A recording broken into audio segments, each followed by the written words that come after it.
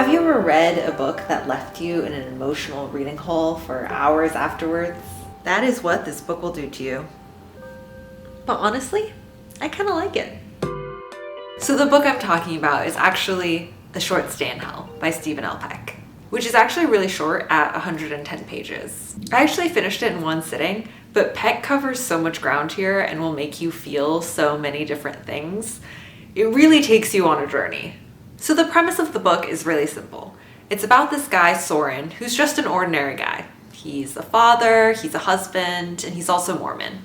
But he dies relatively young due to cancer, and then he wakes up to find himself in front of this devil-like creature who's deciding what particular hell he's going to end up in. This really reminded me a bit of The Good Place, the Kristen Bell and Ted Danson show, which also has this concept of a personal hell designed for you in the afterlife. But I did end up looking to see if there was any sort of connection between the two, and it looks like other people online also see similarities, but I couldn't find any sort of official confirmation of this. But anyway, Soren ends up in a particular hell where he's in a giant library where every book that has ever and will ever be written is on its shelves. It's explicitly a reference to the Library of Babel, and their objective is to search through this library, find the book that is the exact story of their life, and then once they do, they're free.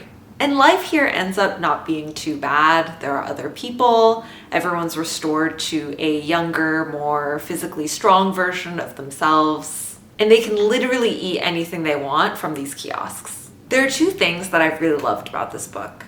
The first is how Peck captures human nature in this hell. There's the good, where with the people randomly placed together in this library, people meet new people, connect, form communities and bonds, and they even organize events and organizations to investigate the library and share their learnings. But there's also the bad. People feel this innate possessiveness, they can be misled, and some of them even choose violence. For example, in this book, there is a violent cult whose only objective is to do horrible things to other people in hell. So like in this empty canvas of a world where you have thousands of years ahead of you and you're with these other trapped people without any real physical wants or needs, it's beautiful to see the need to collaborate and connect, but also so sad to see the inherent human nature to fight and hurt one another. Which brings me to the second thing that I loved about this book,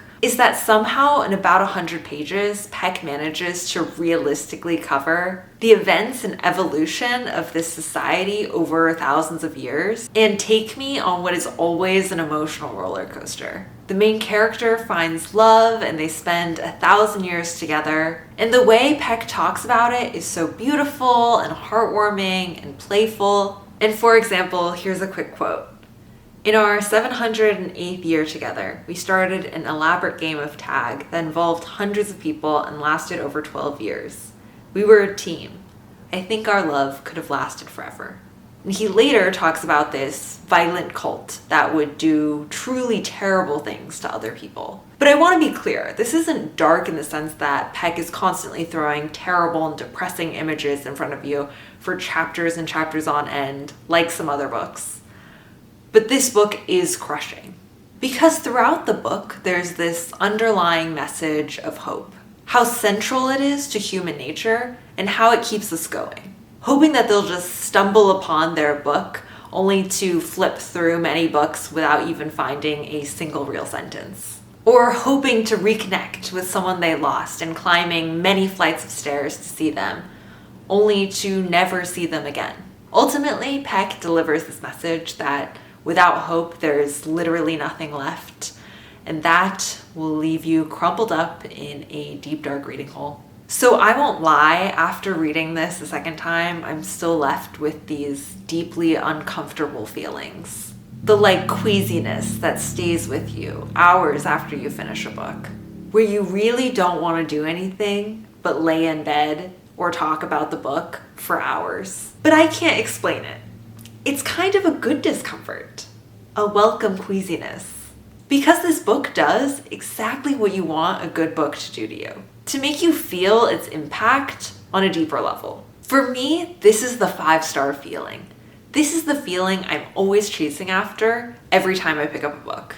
Not the depression per se, but to feel the impact of the work and to be taken on a real journey throughout the story. Anyway, all of this is to say this book is incredible. It's been one of my favorites for a while now. And I'm so glad I reread it for a second time recently because I had read it before, what feels like forever ago now, and I had completely forgotten about it. But a few of my friends decided to pick it up recently, and because it's so short, I just decided to read through it again. And was honestly so excited to just experience this all over again. If you only like to read happy books, maybe skip this one. But if you're into books that will make you feel and really take you on an emotional journey, highly, highly recommend you pick this up. But also it's super short. I always love a short read. But anyway, if you've read this one, let me know in the comments down below what you thought about it, or if you've read a book that has given you similar feelings. I'd love to know, and I'll see you in the next one.